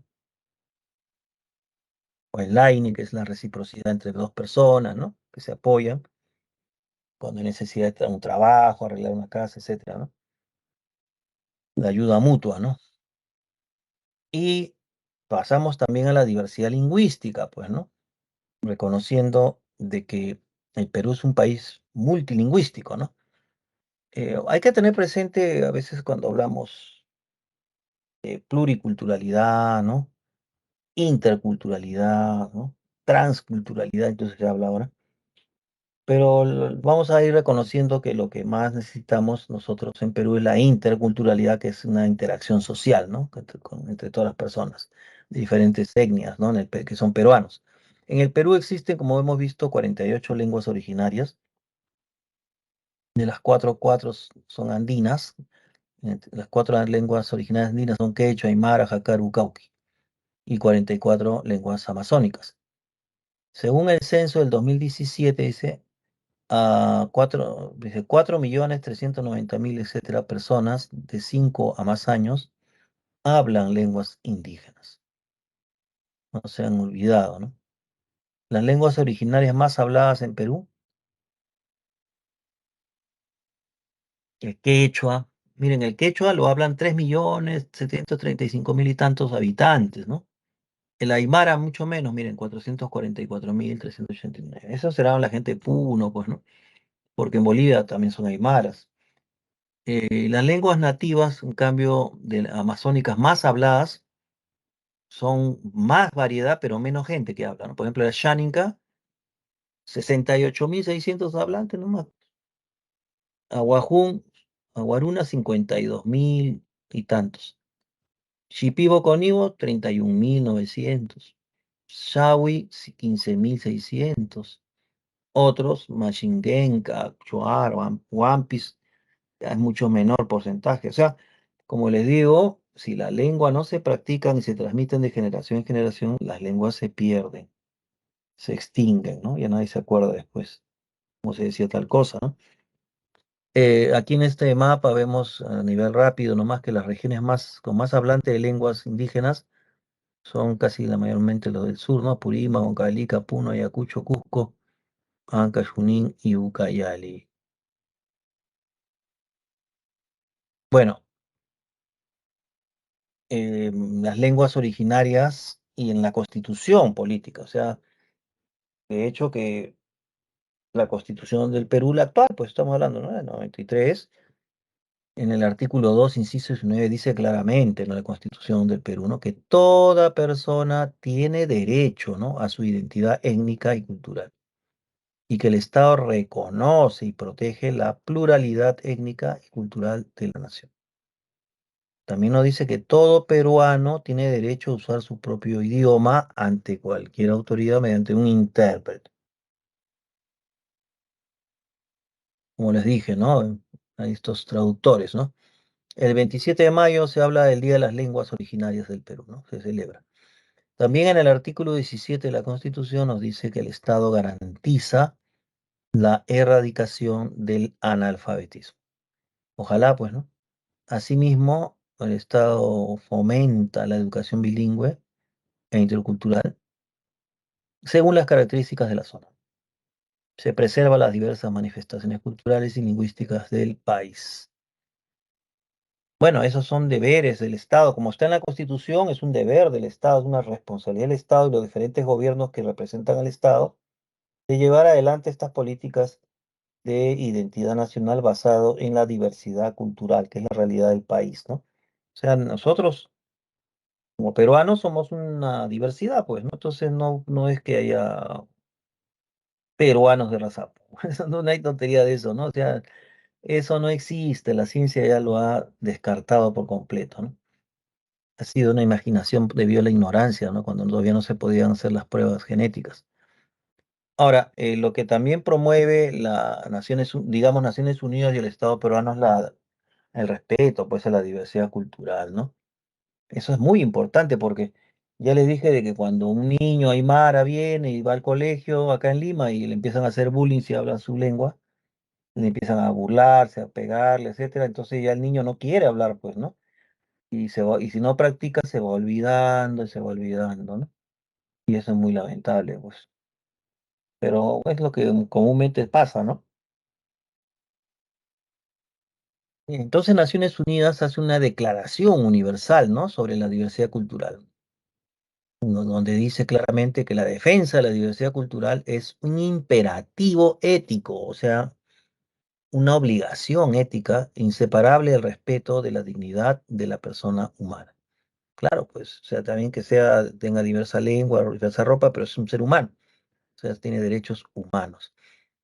Además, UNESCO menciona que hay que reconocer la diversidad cultural de un país porque es importante para que se gobierne y conviva de manera inclusiva y respetuosa.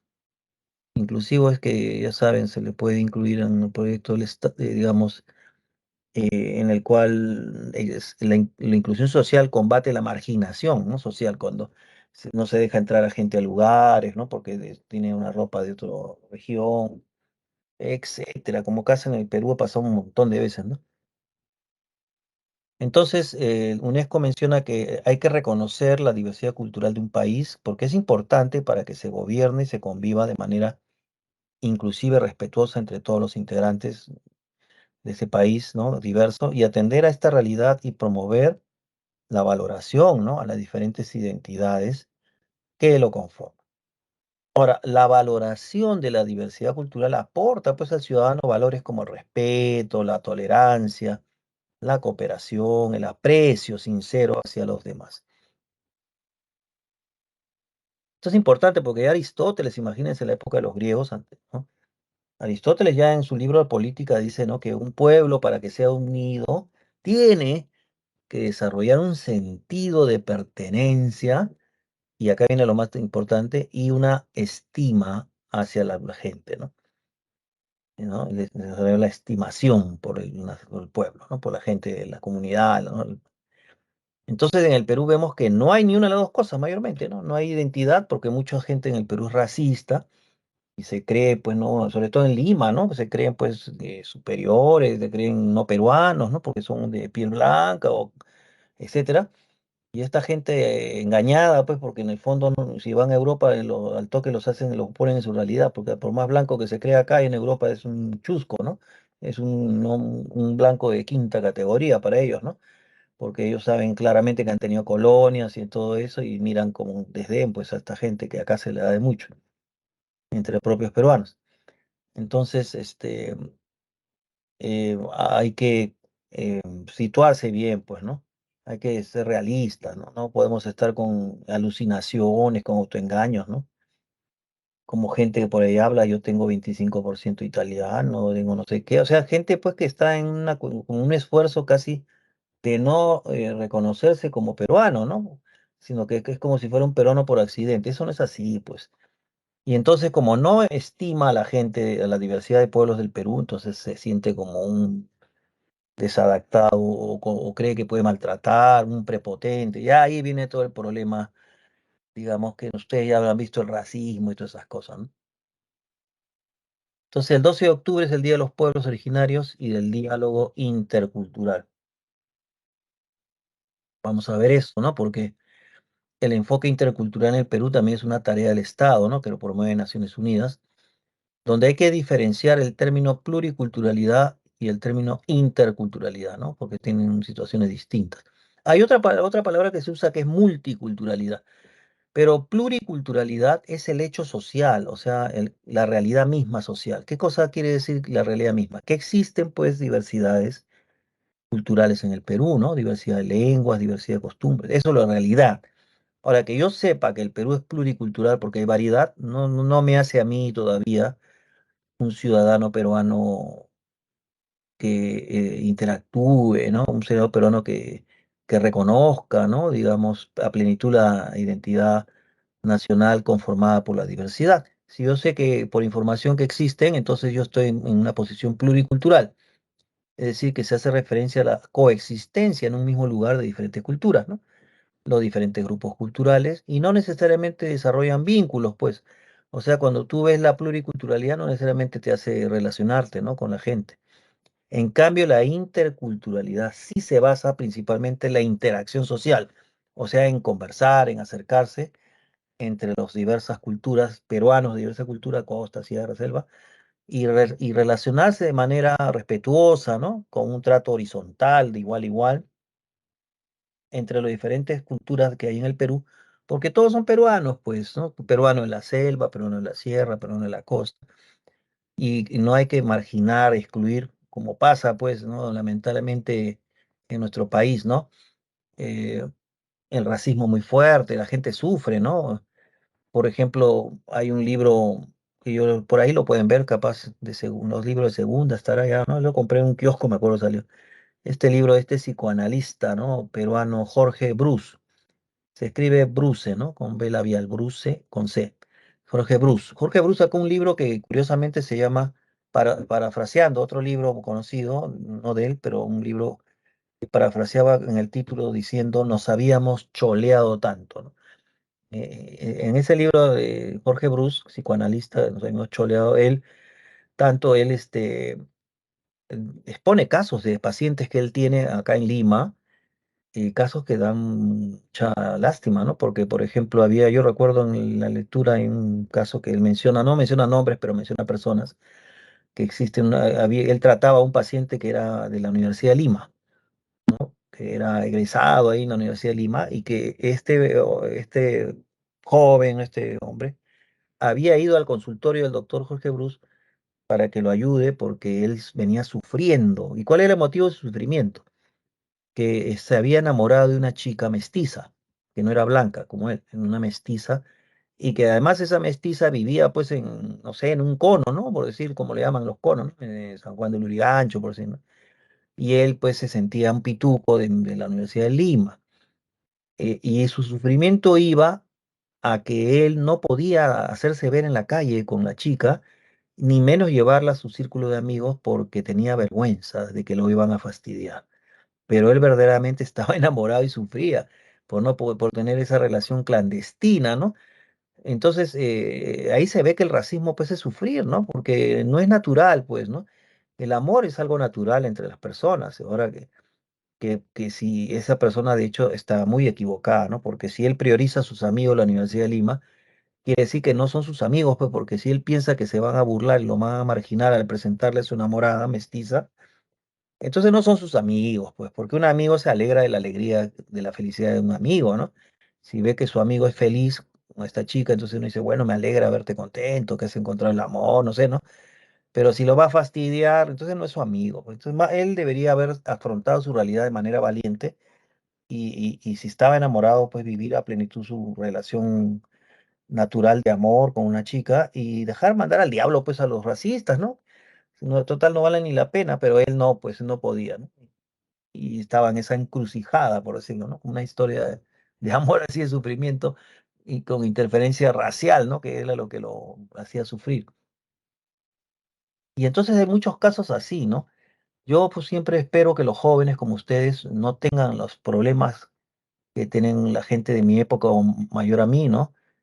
Que yo he escuchado a mucha gente racista, pues, ¿no? Pero yo siempre pensé que los jóvenes ahora eran más libres de eso, pero no, tampoco. Porque he visto que en las noticias hace meses, ¿no? Ustedes habrán visto que a veces hay chicas jóvenes que están insultando pues a la gente de Serenazgo, ¿no? Le dicen serrano, o sale ese payaso del Álvarez que le gusta hacer, o estos cómicos peruanos que le gusta hacer pues parodias en base a burlas, ¿no? serranazgo. Entonces, esas cosas pues son ofensivas, ¿no? Y además demuestran un desprecio, una burla. Y eso es entre peruanos, o sea que es lamentable, pues, ¿quién va a aceptar una relación con alguien que lo está insultando, ¿no? Que no hay un respeto mutuo. Entonces, eso distancia a la gente. Y por eso hay mucho resentimiento, de hecho, ¿no? Entre peruanos. Mientras no se supere esas idioteces, porque son racismo, y sobre todo que recurran a la ciencia para ver cómo de verdad no existe ninguna raza, pues, superior ni inferior por el color de la piel, van a seguir haciendo sus idioteces, pues, ¿no? Y ofendiendo, ¿no? Entonces, el enfoque intercultural es muy importante porque abre esa puerta de diálogo, de acercamiento sano entre la gente y de trato igualitario, ¿no? Horizontal, no que yo estoy por encima de otro, ¿no? Entonces, los ejes del enfoque intercultural es fortalecer la capacidad de gestión intercultural del Estado peruano. Por ejemplo, el Estado peruano tiene que promover la interculturalidad y de allí que en los colegios ya de educación básica, desde primaria, ¿no? Secundaria, les están tocando los profesores estos temas interculturales y de aprecio a la diversidad cultural del Perú, ¿no? Que es un hecho social, ¿no? Entonces, el reconocimiento positivo de la diversidad cultural y lingüística también es una tarea del Estado, ¿no? Eliminar la discriminación étnico-racial, lo que les vengo diciendo. Por ejemplo, no sé si ustedes han visto que en algunos centros comerciales de acá de Lima, ¿no? Plaza Miguel, no sé, pues Salaberry, Plaza Norte, ¿no? A veces, y yo he visto, por ejemplo, en algunos que han puesto una placa, ¿no? Que dice, aquí en este centro comercial está prohibido todo tipo de discriminación social, eh, s- digamos, y que será sancionado por la ley número tal, ¿no? O sea, la ley incluso en el Perú sanciona, ¿no? Los actos racistas, pero hay gente que igualmente lo hace, ¿no? O sea, que tiene problemas, pues, ¿no? Y también en la mañana, no sé si vieron ustedes al alcalde nuevo, porque ahora en enero han subido los alcaldes que fueron elegidos, y este alcalde de La Molina actual, que recién ha subido unos días, ya es un racista, pues, ¿no? Porque se está hablando de este muro de la vergüenza que divide La Molina con otro distrito de gente más pobre, y han puesto un muro ahí, pues, ¿no? Entonces, el muro de la vergüenza, y lo entrevistaron a este alcalde que salió a decir que no era un muro, era una pirca, que era una ignorancia, que ese muro no era para dividir, sino era para evitar la invasión de terrenos. Cualquier cosa inventada, pero no quería reconocer que el muro dividía dos sectores de poblaciones de Lima, ¿no? De la gente de dinero y la gente pobre. Entonces, mientras existan esos muros de verdad que son físicos y otros muros que son sociales, ¿no? No vamos a poder los peruanos pues integrarnos, ¿no? Como debe ser. Entonces también se debe trabajar como eje intercultural en la inclusión social, es decir, que todos los peruanos sean incluidos, ninguno sea discriminado por ningún motivo, y sobre todo la inclusión de los pueblos indígenas y también de la población afroperuana, o sea, descendiente de los africanos que llegaron con los españoles, ¿no? Porque también ha habido mucha burla, mucha agresión mucho estereotipo contra la gente morena, ¿no? Y por eso hasta incluso han formado asociaciones para defenderse de este tipo de racismo, de ofensas raciales, ¿no? Que genera mucha herida, mucho sufrimiento psicológico, ¿no? Emocional. Por lo tanto, hay que tener presente, estimados, de que hay que tratar de erradicar esta lacra que es el racismo, pero va a ser difícil porque todavía pues hay gente como ese alcalde de La Molina que en vez de hacer algo bueno está todavía sosteniendo ese muro y va a ir todavía va a hacer reclamos a organismos internacionales. ¿Quién le va a dar la razón? Naciones Unidas, la Comisión Interamericana de Derechos Humanos, no le va a dar la razón de que ese muro está bien ahí, dividiendo a dos poblaciones de peruanos, ¿no? Pero ese alcalde, terco y altanero, quiere pues decir que está bien, ¿no? Un muro ahí. Que lo quiere sacar al muro es porque es un ignorante, todavía insulta, ¿no? Ignorante es él, pues, ¿no? Que es un racista chocante, pues, ¿no? En estas épocas. Bueno, ahí tenemos los ejercicios. Copien las respuestas para desarrollar, por favor. 1 E de esperanza, 2 C de casa, 3 B de botella, 4 D de día, ¿no? A ver, copien y o tomen fotos, no sé.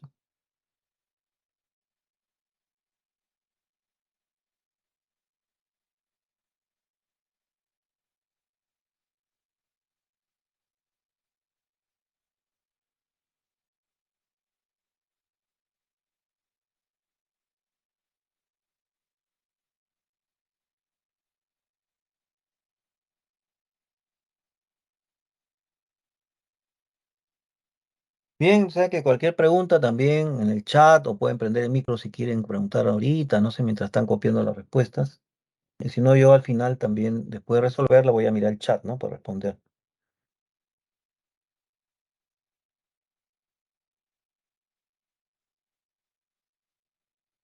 Profesor, Sí, a ver, o sea, entrando en este tema de discriminación, sí. han surgido algunas respuestas de o sea, no de los partidos de siempre, pero sí de los partidos nuevos, por así decirlo, bueno, y algunas voces por ahí, de dividir al Perú o plantear un esquema Ah, ¿te federalista. refieres si han surgido? Bueno, los políticos declaran cosas, ¿no?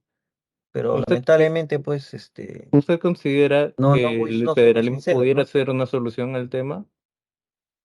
El federalismo, Ujú. no, igualito va a seguir siendo, habiendo, el racismo no tiene una cuestión política, tiene connotaciones políticas, pero más es de problemas de identidad, ¿no? O sea, que el peruano no se acepta, pues, o sea, un racista que tiene piel blanca acá cree que es superior a la gente de la sierra, de la selva, entonces, en el momento en que se siente superior o se engaña de esa manera y cree que tiene derecho a maltratar a las otras personas, eso no es un problema de los políticos, es un problema social. Pero claro, hay leyes, por ejemplo, hay ley contra la discriminación, eso es político, pero no lo respetan mucho, pues, porque hay gente que le importa el pepino a la ley y sigue siendo racista, ofensivo, ¿no? Entonces hay problemas de identidad, esos problemas de identidad, ¿no? El peruano, muchos peruanos no se aceptan como peruanos, ¿no? Muchos peruanos no piensan que todos los peruanos deben ser iguales, ¿no? Ah, Más bien piensan de que por tener algo de apellido ok, extranjero, tal vez se sienten superiores, ¿no? sí, Ese es un tiene razón. problema psicológico, ¿ya? Por eso que van hasta el psiquiatra, no estoy contando de Jorge Bruce, el Sí, psicólogo, ¿va? Porque en algunos casos sí, pues, en algunos son casos es hasta patológico. Ujú. patológicos, pues claro, es patológico en realidad, ¿no? Pero es hasta una cobardía, ¿no? Porque no tienen ni el valor de mirarse al espejo y decir, pues bueno, pues y mirar el Perú y decir, caramba, yo soy, mi mamá, mi abuelo son peruanos y yo, bueno, también, ¿no? Y ¿por qué voy a estar pues despreciando a otros peruanos, ¿no? O sea, ¿a nombre de qué, no? ¿A nombre de qué todavía? Ujú. De sus fantasías personales, ¿no? De que alguien le dijo que él era el más bonito, el más blanco, no sé, y a Mm. nombre de qué, ¿no? Entonces son problemas psicológicos, problemas Fibras patológicos. secundarias. Entonces, sí, lamentablemente es una cosa muy pena. Un racista Lo- es una persona malintencionada también, ¿no? Bien, no sé si hay Siempre alguna ser que así es. pregunta. Sí, sí. Sí, es un problema. ¿Qué problema tenemos de identidad? Por eso que Hugo Neira, por ejemplo, que es un sociólogo peruano ya mayor que estuvo en Francia, que nació en Andahuaylas y se fue a Francia, ¿no? Samarquino y se fue a Francia una beca, y es una persona muy inteligente, que no lo entrevista mucho en la televisión porque da declaraciones muy realistas, pero una vez dijo, pues sacó un artículo que decía los peruanos nos detestamos profundamente, ¿no? Sí, cuando yo leí eso me di cuenta rápidamente que se refería pues a la idea de que muchos peruanos no quieren ser O cuando Von peruanos, Humboldt ¿no? dijo Y Lima la está más cerca diversidad. de Londres que de Perú. ¿Cómo? No te escuché. O como cuando Von Humboldt dijo Lima está más cerca de Londres que de Perú. Claro, porque se dio cuenta de la imaginación, los aires, digamos, imaginarios que tienen mucha gente de Lima, que creen que son más europeos que peruanos, ¿no? Cuando es una Eh, verdadera estupidez, porque no son para nada europeos, pues, porque cuando van a Europa los miran como blancos de tercera, ¿no? Los verdaderos Y blancos que en están ambos, allá. y en ambos casos eso cuando usted menciona que un europeo ve a También un son peruano blanco como de segunda clase, en ambos casos estamos hablando de gente conservadora. O sea, conservadora. Sería bueno si fueran conservadores, más bien son gente reactiva, reaccionaria, ¿no? O sea, conservador no necesariamente es un racista, el conservador es una persona que valora las costumbres, las tradiciones. ¿Y por Eh, qué se le dice a los conservadores así de racistas y discriminadores? Porque está mal dicho, por ignorancia dicen eso, pues, porque tú lees filosofía, para leer qué es un conservador, busca en el internet a este autor, Roger Scruton, se escribe, es Scruton, ¿no? Es un inglés, que él explica muy bien qué cosa es la filosofía conservadora. En ningún momento pone el racismo, solamente pone que el conservador es el que valora las tradiciones y las costumbres como valiosas para la evolución y garantizan a las sociedades humanas. Entonces, el conservador está en contra de todo lo que destruya lo que es la base social firme del desarrollo social humano, o sea, la familia, las costumbres, las tradiciones, ¿no? Eso es lo que valora. No, no es un racista. Acá está mal leído, acá la gente, los periodistas, pues Bueno, aquí no más. Allá en diferentes zonas del mundo siempre veo conservador extremista es igual a fascista, racista, no, no, no, no. Lo que pasa es que gente confunde. El fascista es un ultranacionalista de derecha. Ujú. ¿Ya? Entonces, el conservador no está priorizando ni la derecha ni la izquierda. El conservador se hace una pregunta sencilla, ¿no? Dice, ¿qué cosas, o sea, qué actividades sociales, culturales del hombre a través de la historia han garantizado que estemos acá ahorita nosotros? ¿Cómo es que las sociedades humanas vienen de hace miles de años y han llegado al presente? ¿Ha sido a base de, digamos, de destruir la familia? ¿Ha sido a base de la desunión? ¿Ha sido a base del racismo? No, no, no hemos llegado acá por eso. Hemos llegado por la solidaridad, hemos llegado porque somos unidos a nivel de identidad, ¿no? Un pueblo unido, un pueblo que se estima, es un pueblo que se cuida, ¿no? Eso es lo que dice el conservador. En cambio, el peruano no tiene eso. La mayoría de peruanos no nos estimamos, no nos cuidamos, nos ofendemos. Entonces, ni siquiera somos conservadores, ¿no? Somos más bien racistas y fascistas es otra cosa, eso ya es un ultranacionalismo y no hay que confundir nacionalismo también con los conservadores, ¿ah? El No, nacionalismo es una persona que exacerba, pues, digamos, la idea de la nación, de una nación pura, originaria, empiezan también a mitificar, a hacer un mito de eso y se sienten con derecho, pues, a exterminar o a erradicar a los que no piensen como ellos. Es más una ideología, ¿no? En cambio, no es tanto un espectro. los conservadores son un poco más de filosofía en realidad. Ujú. Bien, veamos la Listo, respuesta a la profesor. uno. Dice, la identidad nacional es un proceso en constante construcción, ¿no? Sustentado en la conciencia nacional y en el sentido de pertenencia, pues, del individuo hacia su colectividad. ¿Ves? Sentir que pertenece a esa colectividad. A ver, mírele un pituco de Lima, un engañado por ahí que se siente que pertenece a la colectividad peruana. No, él dice, no, yo soy de la Molina, nomás dice, ¿no?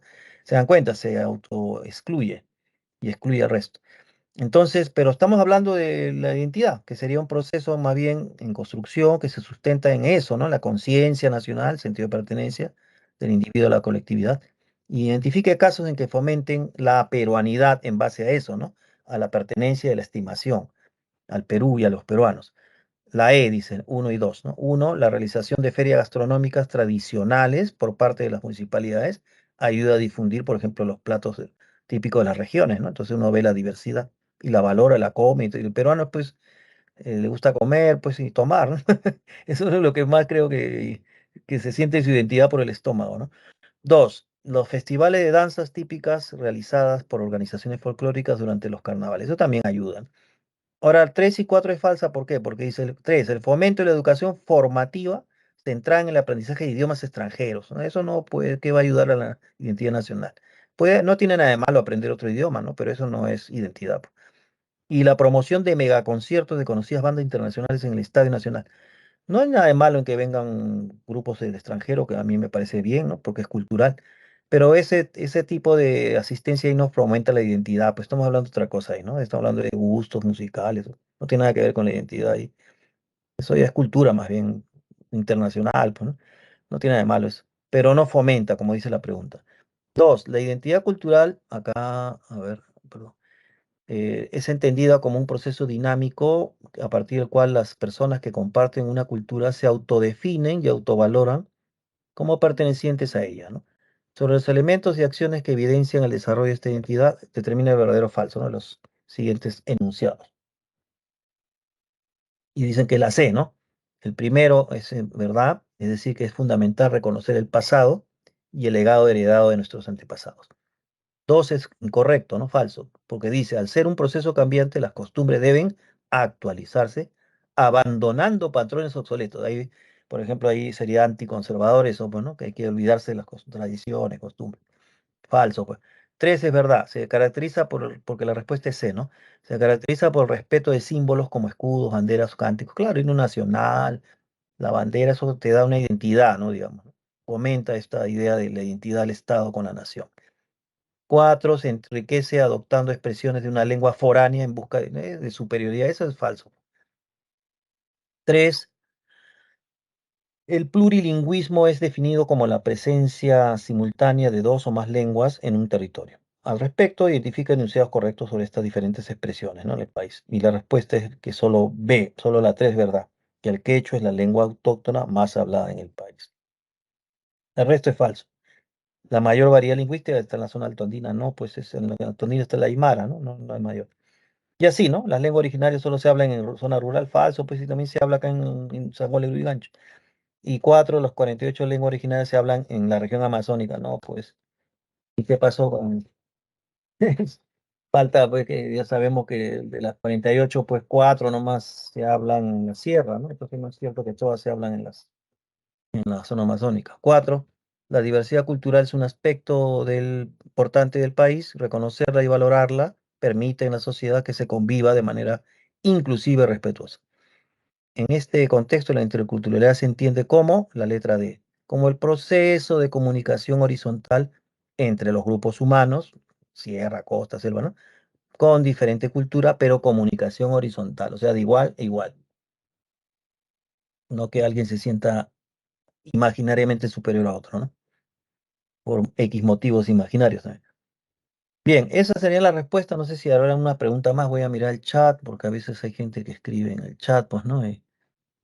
Aquí, Sebastián, no sé si están escribiendo. Todos tenemos derecho a hablar cualquier lengua del Perú, no debería, claro. Si hay personas que creen que son de raza pura, pues entonces eso es imaginario, pues, ¿no, Ramos? Ya, eso es enajenación, estar fuera de la realidad, ¿no? En ambos casos se habla de conservadores. No sé qué cosas eran ambos casos, ¿no? El conservador no es necesariamente un racista, por si acaso, ¿no? En cambio, el ultranacionalista o el fascista sí puede llegar a ser racista, como el caso de Hitler, ¿no? Que pensaba que era la raza aria superior y que la raza judía era una raza enfermante que contaminaba, enfermaba al pueblo alemán, ¿no? Esa era su idea de él. Y entonces tenía la idea de exterminar a los judíos como si fuera una bacteria, ¿no? Que genera una enfermedad, ¿no? A un cuerpo sano. Entonces, en el fondo, Hitler y el nazismo lo que hicieron fue un exterminio, ¿no? De judíos, ¿no? Con la idea de purificar, de defender su raza pura. O sea, imaginación, pues nada más, no, no, locura, ¿no? Bien, pero Hitler no era conservador, pues era fascista, ¿no? Ultranacionalista y racista incluso, pues, ¿no? Conservador no es así. Conservador es una persona inteligente en realidad, ¿no? O sea, yo cuando he leído no he encontrado nada fanático ni nada extremista en un conservador. Al contrario, son personas muy reflexivas, ¿no? Por eso les digo, lean si quieren a este, voy a poner acá en el chat, a este inglés que ya falleció hace poco, Roger Scruton, que es el que desarrolla la filosofía conservadora de manera muy didáctica, ¿no? Hay varios más conservadores, porque hay una serie de intelectuales conservadores también. Igual que hay intelectuales anarquistas y así, ¿no? Y de izquierda y de derecha y todo eso. Bien, no hay más preguntas, entonces ya queda menos de un minuto. Les agradezco su atención. Cualquier otra inquietud ya, bueno, en la otra clase tal vez. Y nos vemos. Cuídense mucho entonces, pónganse sus mascarillas, chicos. Hasta la próxima.